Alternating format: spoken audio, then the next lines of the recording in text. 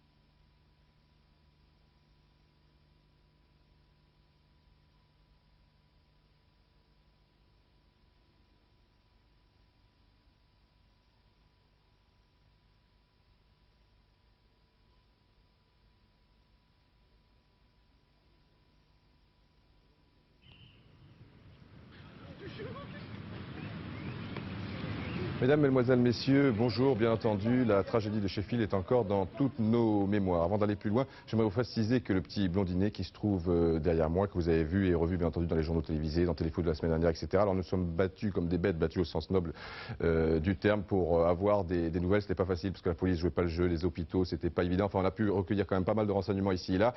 Et nous sommes en mesure de vous dire qu'à 99%, eh bien, il est chez lui et que tout va bien. Il y a encore ce petit %. On vous donnera sans doute des nouvelles un petit peu plus tard. Maintenant, bien entendu, on parle encore de ce qui s'est passé à Sheffield, en Angleterre, mais également en France, dans toute l'Europe d'ailleurs. Alors, Sheffield, une semaine après, avec Christian Jean-Pierre. On a le cœur brisé, on ne vous oubliera jamais. C'est ce qu'on pouvait lire lundi matin, 2 jours après le drame, sur les portes du stade de Sheffield. Ces maudites portes d'Hillsborough, aujourd'hui fermées comme elles auraient dû l'être samedi après-midi. À 200 km de là, Liverpool est en état de choc. Face à la tribune du Kop à Anfield Road, les supporters des Reds rendent un dernier hommage à ceux qui ne seront plus jamais à leur côté pour entonner l'hymne, le chant de guerre You'll Never Walk Alone, vous ne marcherez plus jamais seul. Les joueurs de leur côté rendent visite aux supporters hospitalisés. Parmi eux, des joueurs comme Dalglish ont déjà vécu le drame du Heysel et c'est dans cette ambiance très lourde que les Britanniques entendent les déclarations de Jacques Georges. Il faut attendre la fin de l'enquête pour déterminer les responsabilités. Mais ça a tellement frappé l'opinion publique. C'est de nouveau en Angleterre, c'est de nouveau le club de Liverpool, c'est de nouveau l'expression d'une sauvagerie, je dirais. Car quand vous voyez les visages des gens qui étaient dans ce couloir à Sheffield, ça a l'air de bêtes lâchées, ils ont les yeux exorbités, c'est effrayant, même dans leur expression. Alors je crois que les fédérations diraient non. Et puis, autre chose, je pense que peut-être il y aurait très peu de clubs européens qui seraient d'accord pour recevoir des clubs anglais. Cette déclaration est un véritable coup de tonnerre. À Liverpool a lieu un concert de protestation et d'indignation. Mardi, la presse se déchaîne contre le président de l'UEFA qui a choqué toute l'Angleterre. Le président de la fédération, M. Kelly, va même jusqu'à demander la démission de Jacques Georges. Mercredi, renversement total de situation, la police accuse. Premier point, il y avait bien des hooligans dans les 3000 supporters qui se pressaient devant le stade. Des témoins affirment que ces supporters étaient complètement sous, titubés et formaient, comme l'avait déclaré la veille Jacques Georges, une véritable horde sauvage. Pire encore, pendant le drame, ces supporters auraient pillé, saccagé et attaqué secouristes et policiers. Ces témoignages accablants arrivent à l'heure où démarre une très longue enquête. Ultime cérémonie et dernier hommage dans le stade d'Anfield Road. Quelques notes de musique et des fleurs qui inondent la tribune du Kop, puis une partie du terrain, c'est la dernière image que garderont les Britanniques de la tragédie d'Hillsborough. Et finalement, cette demi-finale entre Nottingham et Liverpool devrait être rejouée le dimanche 7 mai. Enfin, on n'est encore pas tout à fait sûr. Ça peut être remis en cause la semaine prochaine. Alors derrière moi, la carte de l'Angleterre, comme ça vous situez mieux. Sheffield, Manchester, c'est pas vraiment loin de Liverpool, de Nottingham également, en plein centre de l'Angleterre. Mais Manchester, surtout les supporters de Manchester United, vous savez, étaient les premiers hooligans avec ceux de Chelsea et de Leeds United. Et puis Manchester a été sévèrement marqué par un coup du sort tragique en 1958. Les grands spécialistes le savent également. L'équipe avait été pratiquement décimée à la suite d'un accident d'avion. Nous allons y revenir avec Roger Driès. Je vous signale d'ailleurs que la semaine prochaine, ce sera le grand retour de la rétrospective. Vous allez voir ici et là sur certains plans qu'à cette époque, il n'y avait pratiquement pas de grille, pas de barrière. Et puis il y a quelque chose de très touchant aussi chez les Anglais, c'est leur dignité, leur comportement dans le malheur. Et là, vous allez voir aussi des images très touchantes de spectateurs, d'enfants qui sont touchés par ce drame donc de 1958. Puis après, on parlera un petit peu du problème des grilles. Donc, retour à Manchester. Le 7 février 1958, l'avion des joueurs, journalistes et dirigeants de Manchester a fait escale à Munich, sur la route qui les ramenait de Belgrade, où ils venaient de disputer une rencontre. Quelques instants plus tard, ce sera la catastrophe. Peu de survivants, mais parmi eux, Harry Gregg, Bobby Charlton et Matt Busby. Au match retour, l'émouvant message d'amitié de Matt Busby. Les footballeurs survivants et moi sommes hors de danger grâce aux soins du professeur Maurer et de ses collaborateurs. J'envoie mes meilleurs souhaits à tous et voudrais terminer en disant seulement que Dieu les bénisse.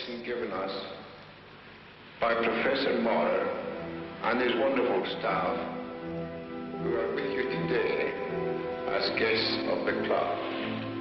And I enclose my best wishes to everyone. And finally, may I just say, God bless you all. Voilà, et cette semaine, on a démonté les grilles de plusieurs stades anglais, comme ici par exemple à White Hart Lane, terrain fétiche des éperons chauds de Tottenham. Comme au bon vieux temps, les spectateurs ne seront donc plus séparés de la pelouse et donc des joueurs, parce que l'on appelle désormais les grilles de la mort. Ces grilles en fait étaient relativement récentes, on les devait bien sûr aux hooligans. Une sécurité supplémentaire pour les joueurs et les arbitres, mais également pour les autres spectateurs. Les hooligans étaient ainsi placés dans un coin du stade et n'étaient pas en mesure de communiquer avec les personnes qui venaient uniquement assister à un match de football. Évidemment, d'un côté, ces images sont dures, ces jeunes sont vraiment parqués comme du bétail. D'un autre côté, il n'y aurait pas de garde-fou s'il n'y avait pas de fous ou de comportements qui approchent la folie en certaines circonstances. À Chelsea, au stade de Stamford Bridge, c'était encore pire. Il y avait au-dessus des grilles un fil électrique. Vous imaginez une seconde ce genre de procédé sur le stade de Sheffield. Souvenez-vous maintenant du match de Saint-Étienne à Liverpool en 77. Pas la moindre barrière à Anfield Road à cette époque. Regardez bien derrière les buts de Clemens, rien de rien. Et regardez bien aussi aux côtés de Patrick Rebelli au moment de ce corner. Tout le monde est tranquillement installé. Il y a même des supporters assis sur le terrain. Le football est alors une fête et une grande famille, effectivement.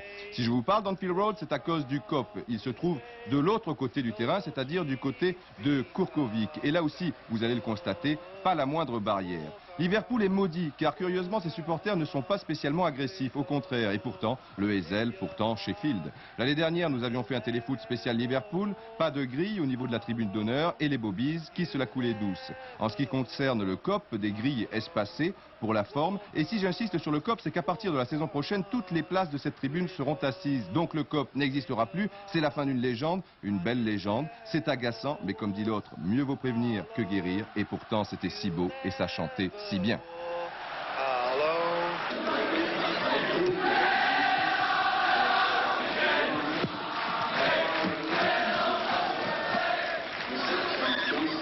Et si vous voulez mon avis, eh bien, les clubs anglais ne sont pas prêts de retrouver l'Europe du football, une Europe du football dominée maintenant par les clubs italiens avec un super Milan AC contre le Real Madrid.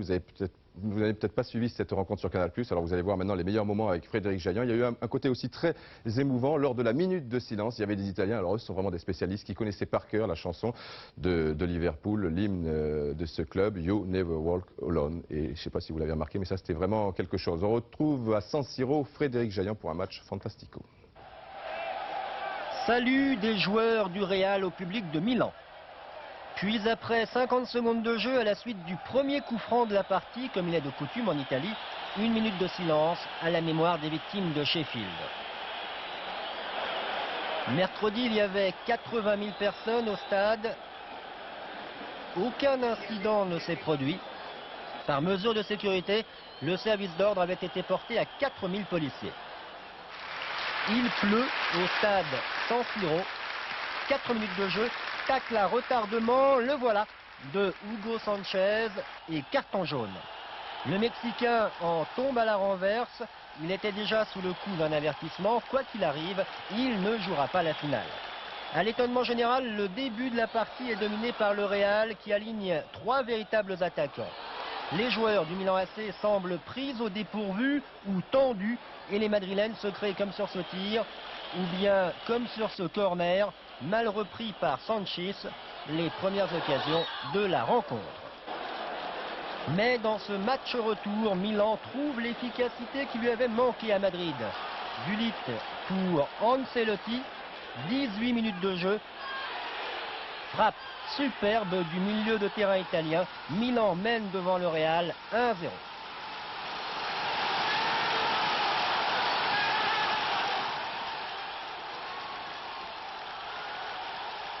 Bien vu Ancelotti, en revanche, Bouillot semble coupable. C'est la première salve d'un somptueux feu d'artifice. La deuxième est tirée 6 minutes plus tard. Un centre de Colombo est détourné par le visage de Gallego. L'Italien n'y est pour rien, mais il tend la main à son adversaire. En tout cas, corner et relâchement espagnol. Tassotti peut centrer et Richcard marqué. 2-0 pour le Milan AC. Après 25 minutes de jeu, l'affaire est déjà entendue. Côté public, mais également côté joueur, on est alors en pleine euphorie. Même si Gullit se fait soigner le long de la touche, mais sur le moment, personne n'y fait attention. Il y a également, après une demi-heure, cette action du Real. Centre de Gordillo, volée de Mitchell. Mais les encouragements sont toujours là. Les gens lèvent même les yeux pour la suite du feu d'artifice et effectivement, c'est très haut que Gullit va chercher ce ballon comme sur le deuxième but. Tout, c'est une nouvelle fois joué en l'air. Le troisième néerlandais, Van Basten, n'a pas encore marqué. Alors c'est lui, servi par ses 2 compatriotes, Richcard, puis Gullit de la tête, qui inscrit le 4e but. Superbe, comme d'habitude. Ensuite, après 1 heure de jeu, le dernier but est signé Donadoni. Le Real est battu 5-0. Malheureusement, Gullit, blessé au genou, doit sortir sur une civière. Enfin, face à l'ombre des Madrilènes, les Italiens, pendant la dernière demi-heure, n'insisteront pas. Il est vrai qu'ils nous avaient offert depuis longtemps le bouquet final.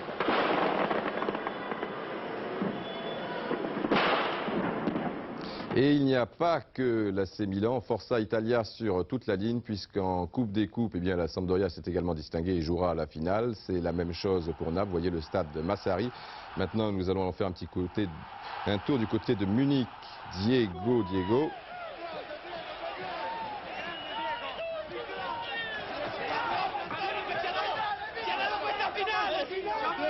Et c'est un exploit qui avait déjà été réalisé à 2 reprises par les clubs espagnols et donc pour la première fois par les clubs italiens. Et c'est vraiment quelque chose de phénoménal, même si cette Coupe d'Europe est un petit peu dévaluée avec les absents que l'on sait. On retrouve pour les grands moments de cette soirée européenne, Martin Zara. La Sampdoria a été magique pendant un quart d'heure mercredi après-midi. Les premières prières des tifosi ont donc été exaucées. Un but de retard pour une place en finale de la Coupe des Coupes. Le suspense aura duré quasiment 75 minutes. Le temps pour la Sampdoria de se créer un bon wagon d'occasion. Et l'équipe italienne ouvre le score avec cette ouverture de Mancini pour Cerezo. Aucun problème pour le Brésilien devant Prud'homme. Il reste alors un quart d'heure à jouer. Malines, invaincu en 2 ans de Coupe d'Europe, va craquer. Tout d'abord, à 6 minutes de la fin, Dossena s'en va tout seul battre le gardien belge avec un grand pont en prime. Et le but de Salzano à la dernière minute est anecdotique. Gênes, sans sa grande vedette Vialli, se qualifie pour la première fois dans une finale de Coupe d'Europe en éliminant le tenant du titre.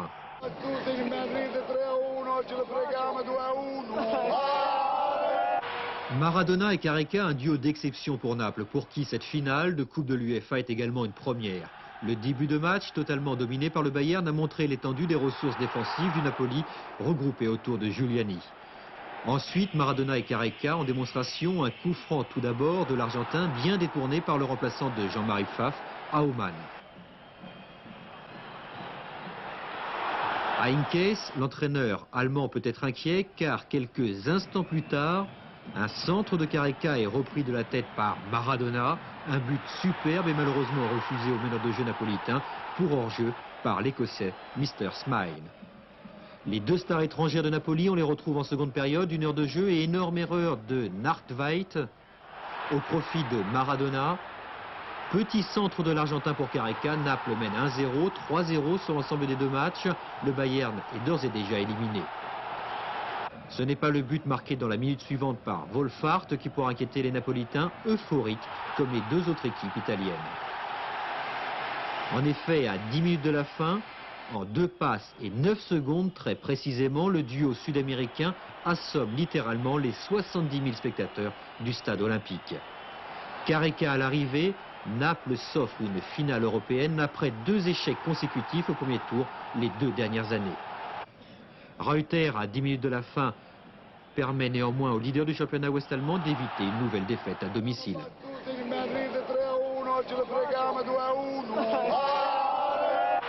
L'adversaire de Milan en Coupe des Champions est roumain. Il s'agit bien sûr du Steaua Bucarest, vainqueur de l'épreuve il y a 3 ans. À Izmir, les Turcs couvrent le score, Kunet reprenant un tir terrible du Yougoslave Prekazi. Égalisation roumaine 3 minutes plus tard, signé Dimitrescu, le 4-0 du match aller et l'absence de Kola conjuguée. C'en est trop pour l'équipe turque, bien inférieure au Steaua. Loum dans les buts roumains assure l'essentiel avec talent. La Sampdoria affrontera le 31 mai à Bâle Barcelone qui s'est facilement qualifié en l'emportant à Sofia 2-1. Lineker profite d'une grosse erreur défensive bulgare pour inscrire le premier but. En seconde période, Stoïkov égalise d'un joli tir croisé après l'heure de jeu. Et à 10 minutes de la fin, c'est à mort le milieu de terrain du Barça qui inscrit le 2e but de son équipe. Barcelone partira en Suisse favori. Stuttgart sera l'adversaire du Napoli. L'équipe ouest-allemande a éliminé le Dynamo de Dresde. 65e minute, coup franc repris par Algover. Stuttgart, déjà vainqueur 1-0 à l'aller, mène sur ce même score en Allemagne de l'Est. Liberham égalise à 7 minutes de la fin, c'est déjà trop tard. Stuttgart devient la seule équipe non latine qualifiée en finale de la Coupe d'Europe. Maintenant, nous revenons à notre championnat. C'était la 34e journée, plus que 5 journées, si on compte évidemment la 34e. Et le leader Marseille qui se rendait à Caen, où là également les supporters ont encore une petite pensée pour ceux de Sheffield. On retrouve sur place Philippe Huy.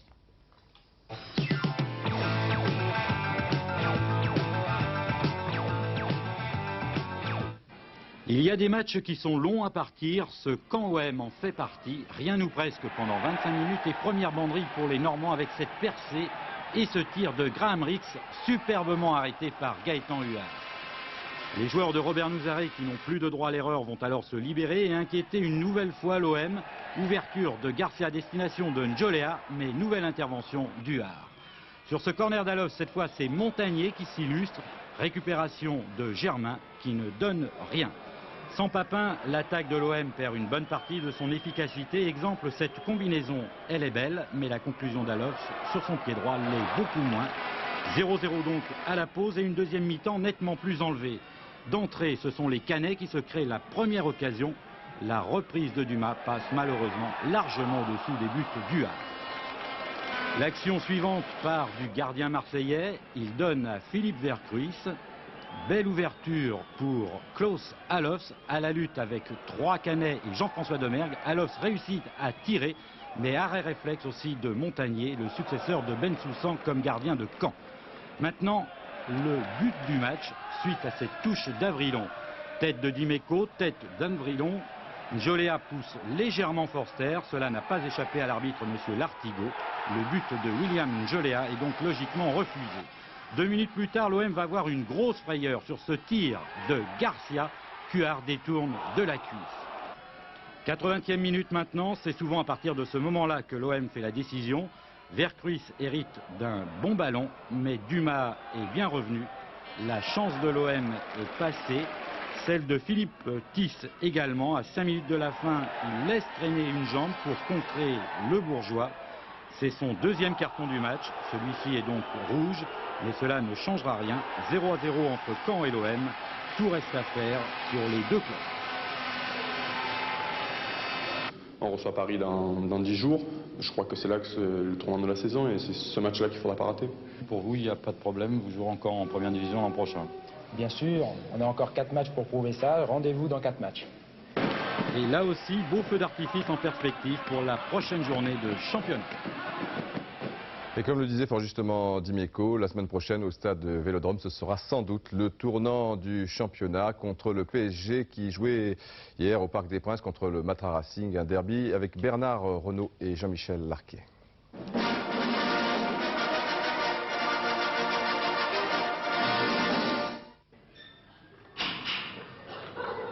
Pascal Olmeta a son franc-parler. Quand il a quelque chose sur le cœur, il le dit. Il a aussi des méthodes personnelles de préparation. Pour la concentration, rien de tel qu'une petite balade dans l'espace aux pyramides de Marly. Ça vous remet les pieds sur terre avant un derby parisien? Un derby différent par exemple de ceux qu'il a connus autrefois entre Toulon et Marseille. Sur la côte, c'est toute la semaine qu'on parle d'un derby. C'est les gens, la rivalité des deux clubs. Je crois que c'est d'abord le spectateur. Il nous donne cette rage de vaincre et tout. Et puis je pense qu'arrivé au samedi, on rentre sur le terrain comme des fauves. Depuis que je connais Paris, c'est différent. La mentalité est différente. On aborde le derby comme un autre match.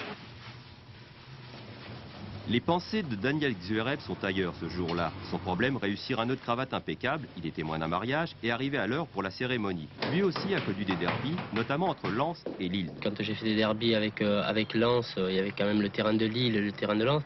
Il y avait quand même 20-30 km qui séparaient les deux clubs. Tandis que là, on est voisins sur tous les aspects, quoi. On s'entraîne à 5 km les uns des autres. Notre terrain, c'est leur terrain. À partir de là, ça rend les choses délicates. Délicat aussi le retour d'un joueur qu'on n'avait pas vu depuis bien longtemps sur un terrain, le plus célèbre des matraciens, Luis Fernandez. Parisien depuis toujours, il connaît bien le problème de ces matchs vraiment pas comme les autres. Oui, c'est un peu différent parce qu'il y a un contexte de rivalité, je crois, au niveau des clubs, pour le pouvoir sur Paris. Il y a aussi le fait de jouer contre des joueurs que l'on connaît bien, où l'on est amis aussi, alors on ne s'engage pas totalement, on ne s'engage pas à fond, parce qu'on a quand même le respect de l'adversaire et encore plus de celui-ci. C'est la dernière fois aussi que vous allez jouer devant, je suppose, là peut-être 30 à 40 000 personnes. Ça, vous avez un petit pincement au cœur? Oui, sûrement, surtout que ça sera une des premières fois ou la première fois cette année. Et la dernière pour moi. Et c'est vrai que à Paris, on n'a pas eu tellement l'occasion de jouer devant des stades combles. Je pense pas que le stade sera plein, mais enfin, il y aura quand même pas mal de spectateurs. Et pour moi, ça sera une de mes dernières motivations avant d'arrêter. Retour aux pyramides. Jean-Marc Pilorgel, l'un des plus anciens du PSG, prépare solitairement le derby. Moi, c'est ma manière de me détendre, d'oublier un petit peu la pression qu'il peut y avoir avec ce genre de match. Parce que c'est vrai qu'un derby, c'est jamais un match comme un autre, quoi. Et moi, je me détends de cette façon, je joue avec des amis et je crois que je prépare bien les matchs comme ça.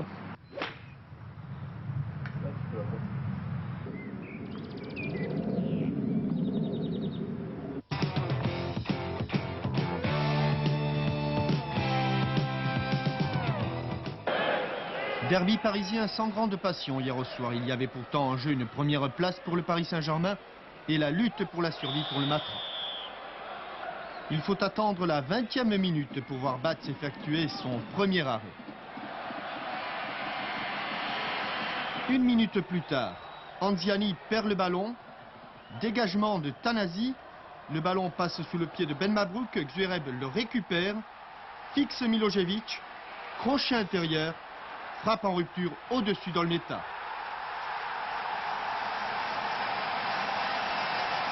Sous un autre angle, on voit que Xuereb gagne facilement son double duel face à Milojevic, puis Olmeta. Réaction du Matra avec un tir lointain de David Ginola, bien repoussé par Joël Batz. C'est ensuite Guérin, pas très heureux hier au soir, qui enlève trop son tout. Paris Saint-Germain, avec un peu plus de lucidité, aurait pu doubler la mise avant le repos. Ici, au Marseille, le capitaine oublie Pérez sur sa gauche et se heurte à Ben Mabrouk. L'attaque parisienne a ensuite un bon coup à jouer sur ce 3 contre 2, puis 4 contre 3. Mais Dogon bien revenu au grand désespoir de Christian Pérez. Pérez, on le retrouve en début de seconde période. Débordement, centre en retrait. Et dans la confusion, on se demande qui a marqué. La caméra de Jean-Luc Douvilez nous livre la réponse. C'est la poitrine de Bossis qui propulse le ballon dans les buts de son gardien. Joie pour les uns et peine pour Olmeta. Olmeta qui n'est pas au bout de ses émotions. Il s'interpose tout d'abord devant Daniel Zvereb. Puis, sous le regard de Renéos, Calderon s'échappe. Nouvelle sortie d'Olmeta. Elle paraît propre. Monsieur Wurtz pense le contraire, mais semble immédiatement le regretter. Zvereb plat du pied, horizontal d'Olmeta et salut du chef au COP de Boulogne. À 2 minutes de la fin, le Matra sauve l'honneur par le jeune Lima. Les Matrassiens auront beau courir, ils ne reviendront pas, faisant du Paris Saint-Germain les nouveaux leaders. Oh, I'm Popeye the Sailor Man. I'm Popeye the Sailor Man. Après un passage à vide ces dernières semaines, Zvereb a retrouvé son punch, même si son pénalty manqué lui laisse bien des regrets. C'est pas mon rôle, c'est les copains qui ont voulu m'ont incité à le tirer ce pénalty et j'ai toujours été mauvais sur les coups de pied arrêtés. C'est pas mon rôle, j'aurais pas dû le tirer. Pourquoi ils vous ont incité à le tirer? Pour marquer un but supplémentaire qui m'aurait certainement rapproché des premiers buteurs. Agitation dans les vestiaires après le match avec la présence de Moser, le libéro de Benfica convoité aussi par Marseille. Peut-être Moser au parc, mais avec ou sans Ivic. J'attends qu'est-ce qu'il va faire ici. Je voulais rester, je voulais gagner. Bien. Suite au prochain numéro, et oui, comme le temps passe, c'est déjà l'heure de la publicité. On se retrouve pour la suite de cette 34e journée dans un instant. À tout de suite.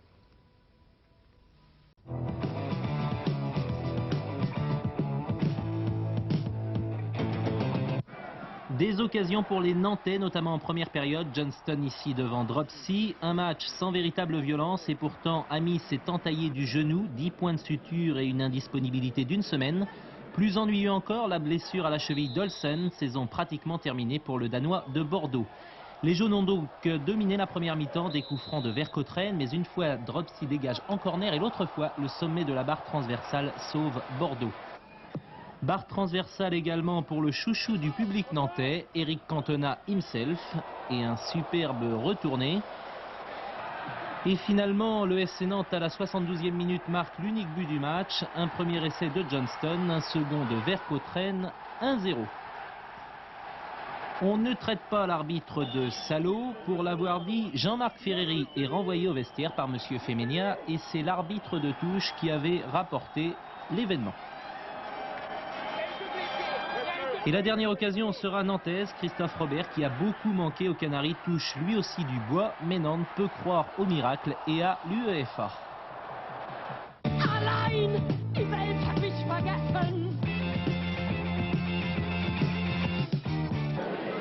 Auxerre face à Nice pour la 3e fois en 15 jours, mais le match n'a pas été aussi facile pour les Bourguignons. Une première tête de Prunier pour personne dans la surface de réparation. La meilleure occasion de ces 45 premières minutes pour Ricor après ce débordement de El Adaoui. 0-0 à la mi-temps et le début de la seconde période est fatal aux Niçois. 57e minute, centre de Coquard qui hérite de la tête de Prunier. Une nouvelle tête de Prunier, Morisseau passe à côté, c'est le jeune défenseur Roy qui marque le but contre son camp. Les Auxerrois chanceux, ils le seront toutefois un peu moins avec ce dernier essai du petit nouveau de l'équipe de France, Coquard.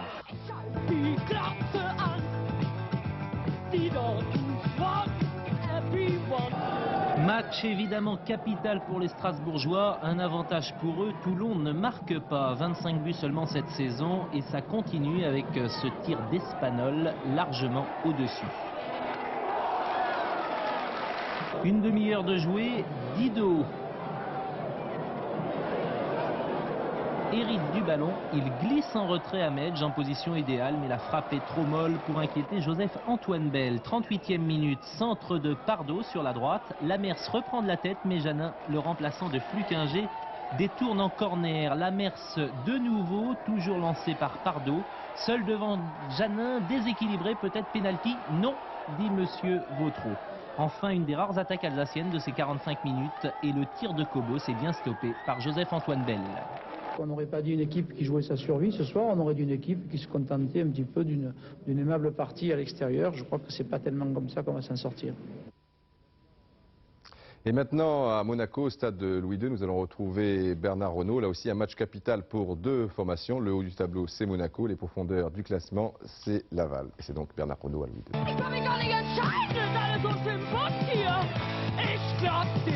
Des mauvaises langues auraient pu dire qu'hier soir, Arsène Wenger alignait une équipe réserve contre Laval, puisque manquaient à l'appel Touré, Bijota, Atlet, Fofana, Ferrage, Ettori et Poulain, les uns sur blessure, les autres pour suspension.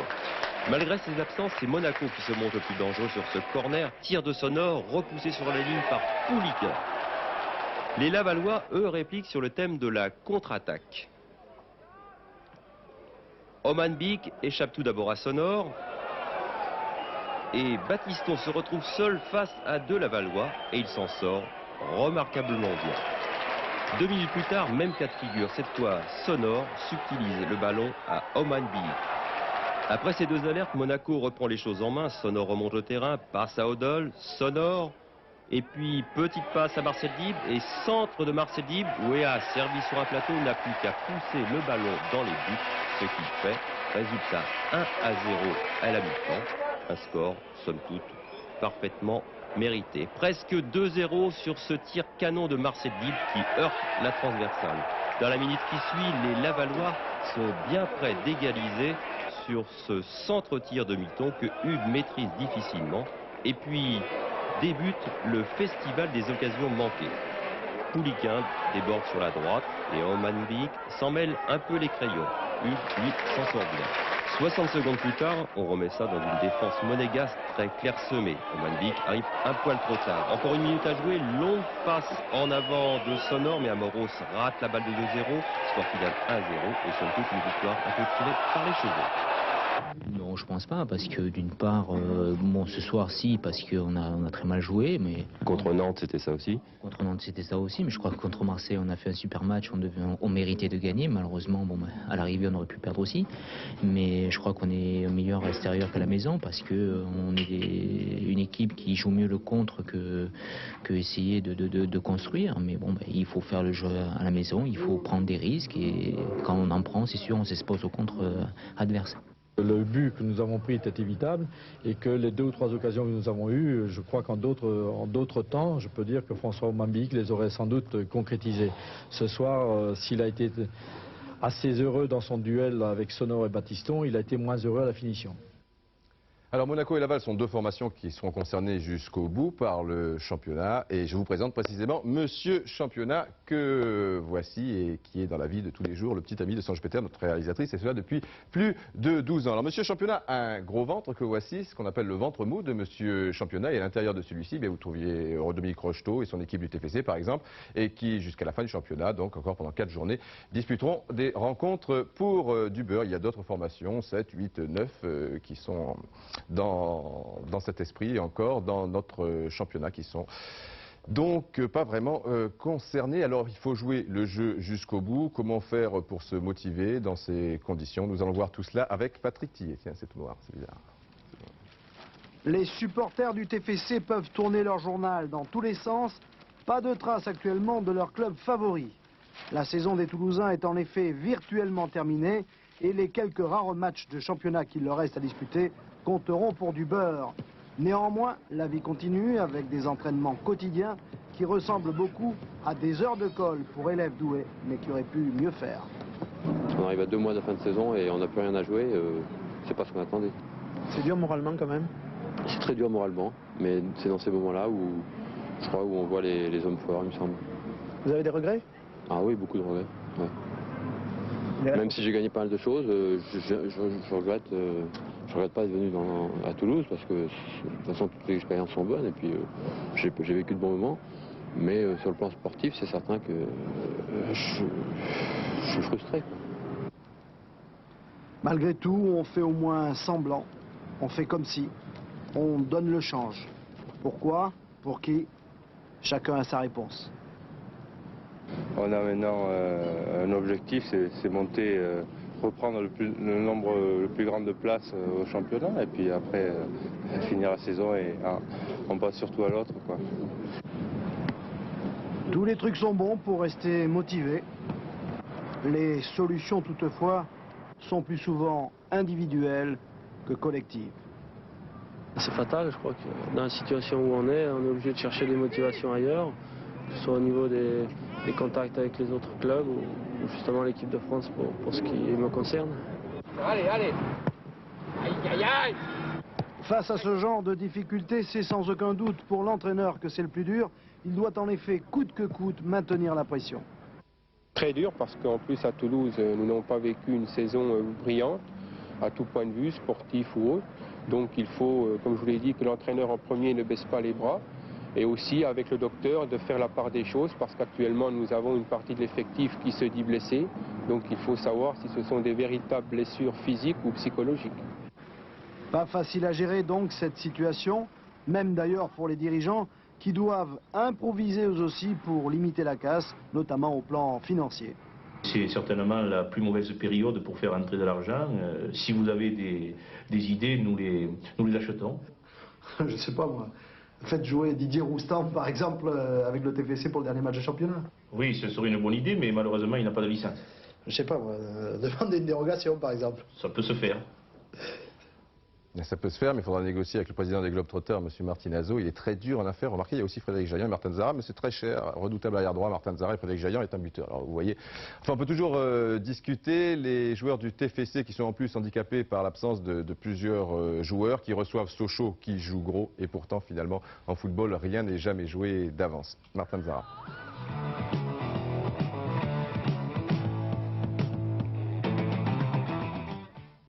Sochaux a-t-il les qualités nécessaires à une équipe européenne? Les 10 000 spectateurs toulousains se sont posé la question hier soir, à vrai dire nous aussi, tant la prestation des Sochaliens a été décevante vu le contexte. C'est en toute logique qu'après un quart d'heure de jeu, Toulouse ouvre le score grâce à ce coup franc magnifique de Marsico. Toulouse n'est pas démobilisé, ça c'est un point positif.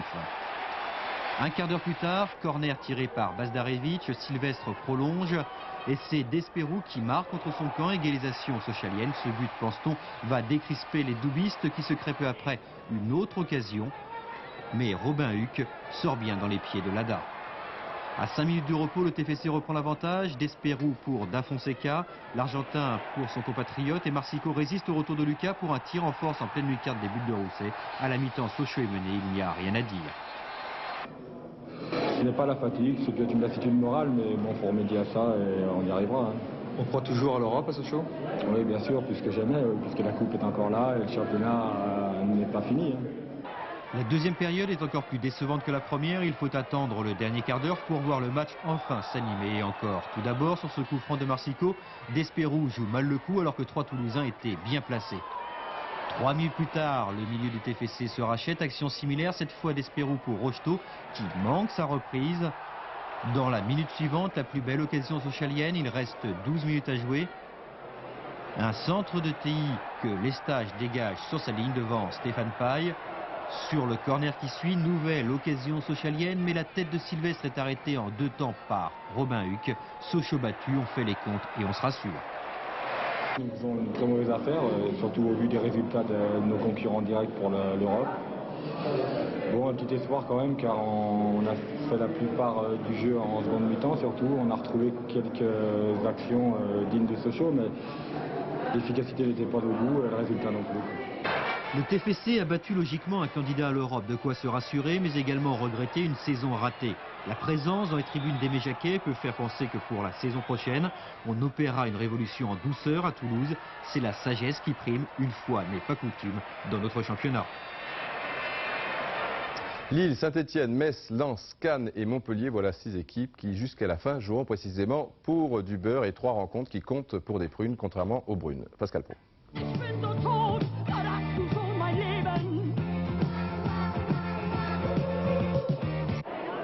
Aucun enjeu à Lille qui reçoit Saint-Etienne, cela donne des ailes au vert. L'homme de la dernière passe, Maurice Pourtibeuf, juste à côté et au passage une bonne sortie de Lama. 20e minute, corner de Pierre-Maurice Garande récupère, Buzine s'interpose, Méchaouche reprend 1-0. Égalisation un quart d'heure plus tard, des Lillois, centre de Mobati et 11e but de la saison du Belge de Lille, Vandenberg, VDB. Les Lillois n'ont pas fini de s'embrasser, que Saint-Etienne repart et reprend l'avantage après cette course solitaire de Laurent Fournier de l'intérieur du pied droit. 2-1 à la mi-temps, le LOSC domine ensuite sans toutefois marquer. Contrairement aux apparences, la tête de Buzine ne franchit pas la ligne, ses limites. Et il faut attendre les 10 dernières minutes pour voir les Lillois égaliser. Pelé entre dans la surface de réparation, il est bousculé par Aon. Pénalty sifflé par monsieur Véniel et transformé par Vandenberg. 2-2, score final. Nous sommes un peu déçus, nous étions venus pour essayer de renouer avec la victoire. Enfin, nous sommes toujours invaincus depuis 89.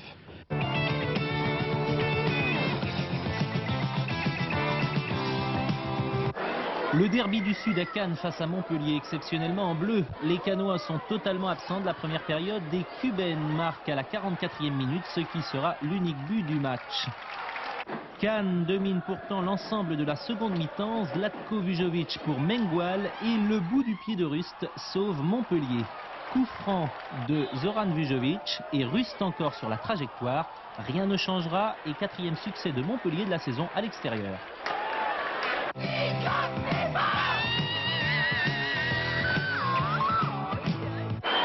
La plus mauvaise défense du championnat a pris l'eau à Metz.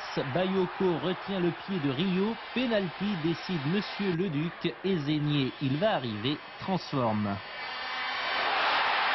35e minute, débute alors 180 secondes, complètement folle avec 3 buts. Le premier au terme de cette superbe action collective. Insberger voit Bayoko avancer. 2-0. 3-0 et la chance avec ce centre de Michiche. Insberger reprend et Zénier surgit au premier poteau de la tête.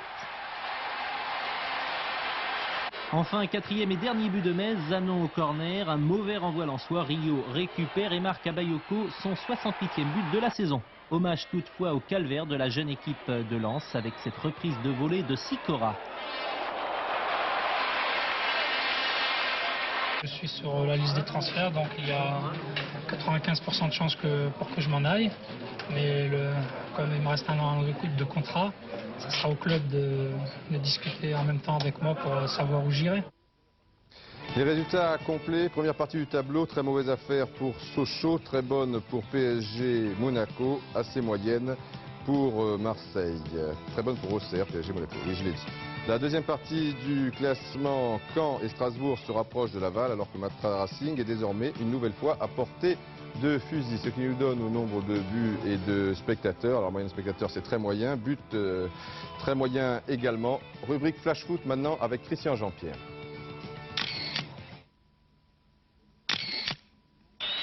Éliminatoire de la Coupe du Monde avec une surprise dans le groupe 3, Turquie-RDA et Kolak qui ouvre la marque pour les Turcs dès la 21e minute de jeu. La RDA ne reviendra pas et c'est même Gilenen qui assure la victoire pour la surprenante équipe turque qui est en tête de ce groupe. Du nouveau pour les footballeurs professionnels. Au Lila, à la sortie de Paris, un simple examen de 30 minutes permet de tout savoir sur l'état du genou ou d'une toute autre partie du corps. L'imagerie à résonance magnétique, l'IRM, est une technique nouvelle, rapide, parfaitement indolore, contrairement à l'arthrographie ou à l'arthroscopie, nécessitant hospitalisation et anesthésie générale. Le genou est une articulation qui est particulièrement sollicitée et souvent traumatisée au cours des matchs de football. en particulier au niveau des ménisques et des ligaments, en particulier les ligaments croisés. Et l'intérêt de l'IRM, qui, comme je vous l'ai dit, est un examen non invasif et non traumatisant, c'est qu'en fait, elle peut être proposée en première intention, donc comme premier examen chez tout footballeur qui se plaint de son genou, et ceci afin de mieux poser éventuellement les indications des examens plus invasifs comme l'arthroscopie. C'est-à-dire que grâce à cet examen, on pourra sélectionner quels sont les patients qui doivent bénéficier d'une arthroscopie et ceux chez qui l'arthroscopie est inutile. Coupe du Monde, groupe 6, Hongrie-Malte, joué la semaine dernière, avec une équipe maltaise qui ouvre la marque dès la 7e minute de jeu par but utile. La Hongrie égalisera à la 49e minute par Boda sur penalty. C'est l'Espagne qui est en tête de ce groupe avec 5 points d'avance sur la Hongrie. Mondial 90, ça se précise. Luca Di Montezemolo, directeur général du comité d'organisation, a déclaré avant-hier à Paris que les travaux effectués dans les différents stades avançaient comme prévu. Monsieur Montezemolo a aussi annoncé que les stades n'auraient que des places assises et numérotées afin d'avoir des garanties maximum de sécurité.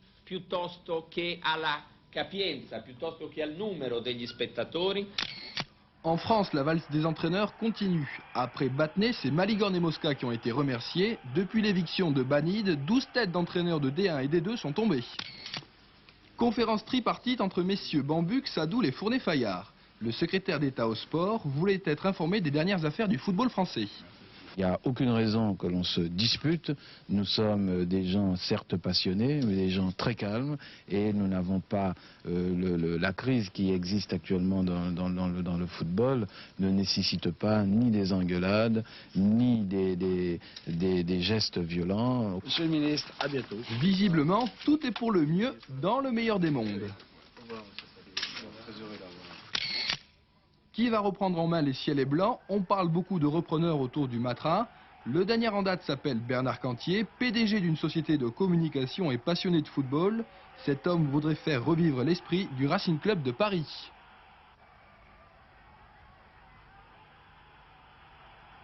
Qui a d'ailleurs des idées bien sympathiques. Mais enfin, affaire à suivre, nous verrons bien. Nous passons maintenant à la deuxième division. C'était la 32e journée. Lyon est déjà certain donc de retrouver la première division, de retrouver l'élite. Et s'il y a une tête qui est bien en place, c'est bien celle de Raymond Domenech, l'entraîneur. Donc un coup de chapeau à cet entraîneur, à son adjoint Bernard Lacombe, et puis bien sûr et surtout aux joueurs à Gerland, Marianne Macot. Le public lyonnais, par tradition, adore la coupe. Au point de dédaigner ce match pour la montée, ils étaient hier 25 000, on en comptait 50 000 contre Sochaux. Et si Alès présentait un piège? Ici, Pasqualetti arrivait bien lancé, il rate son tir. Mais Lyon obtient les meilleures occasions dans la première demi-heure de jeu, dont une ici de Rémi Garde. Stéphane Roche, peu après, prend le temps de s'avancer, il effectue un 1-2 avec Boifia et s'applique à bien cadrer son tir. Alès s'organise bien sur une rare contre-attaque. Pasqualetti récupère un bon ballon et en offre un tout aussi bon à Zagar. Le maçon, lui, part à sa rencontre avec bonheur. Lyon, privé de Kabongo, blessé, s'organise, passe de la Sagne pour Roche, remise immédiate pour Boifia. Et dans sa fougue, la Sagne suit sa course et frappe sur Palu. Les actions manquent de Lyon, témoin cette chevauchée solitaire de Boifia. Palu va intercepter. Même initiative de la part de Genesio, peu après. Et un superbe arrêt de Palu. Le public s'enflamme. Pour la première fois, Gerland chavire sous la Ola. À la reprise, Alès est à l'offensive. Lalanne réussit un tir puissant de peu à côté. Lyon, lui, s'incruste maintenant chez les Bleus. Centre de Knapp, tête de Roche et arrêt réflexe de Leclerc. Corner pour Genesio.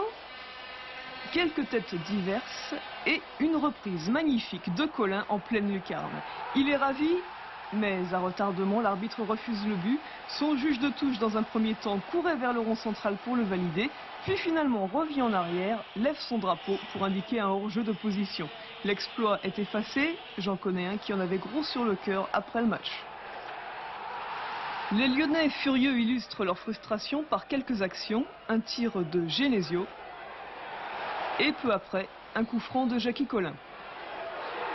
C'est fini, Lyon sera en D1 la saison prochaine, Lacombe et Domenech triomphent. Le tour d'honneur est inévitable. Après 6 ans de malheur, l'OL remonte en D1. La douche est obligatoire pour tout le monde.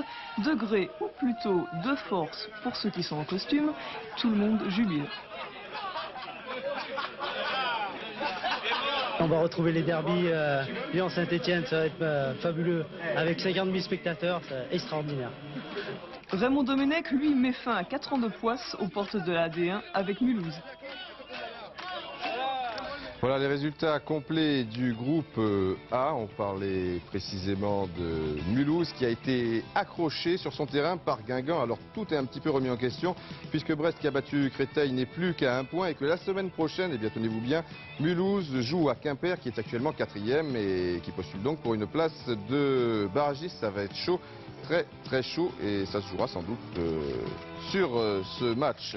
Plus que 2 journées également, donc Lyon monte, c'est réglé. Ensuite, Nîmes qui a écrasé Orléans est 2e avec 60 points. Le Havre est à 1 point de Nîmes. Martigues semble maintenant définitivement distancé avec 55 points, c'est-à-dire à 4 points du Havre et à 5 points de Nîmes. Avant de vous quitter, j'aimerais également vous signaler qu'il y a un match, la Coupe Francis sur Ster, qui est organisée entre les élèves de théâtre et des personnalités à Bagneux dans les Hautes-Loire le lundi 24 avril à partir de 19h, donc à Bagneux à partir de 19h au bénéfice de l'ARC, c'est donc pour la recherche contre le cancer. Et puis le tournoi des Black Stars dimanche et lundi prochain à la porte de Montreuil. Dimanche c'est le combien? C'est le 30 avril. Lundi c'est le 1er mai, il y aura la Corse, la Guadeloupe, la Guyane, la Réunion qui seront représentés avec le Sporting Club de Bastia, la sélection donc de la Guadeloupe, le Gueldar c'est la Guyane et puis la sélection de la Réunion. Et puis je vous rappelle, vous l'avez vu, c'est marqué depuis un petit bout de temps, dès le samedi soir vous avez tous les résultats sur le Minitel 3615 code TF1. Petit coup d'œil à notre sponsor, portez-vous bien, le football continue avec Sport Dimanche Soir, il y a une page football après le film et puis le tirage au sort avec Jean-Claude Laval du Loto Sportif. Au revoir, à la semaine prochaine. Catavana, l'ouragan de l'outillage, vous a présenté Télé.